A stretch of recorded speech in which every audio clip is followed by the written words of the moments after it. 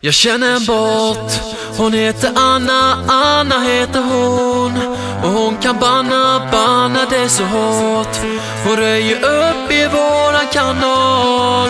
Jag vill berätta för dig att jag känner en bot.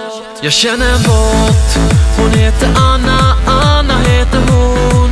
Och hon kan banna det så hårt. Hon röjer upp i våran kanal. Jag vill berätta för dig att jag känner en bot som alltid vaktar alla som är här och som ser till att vi blir utan besvär.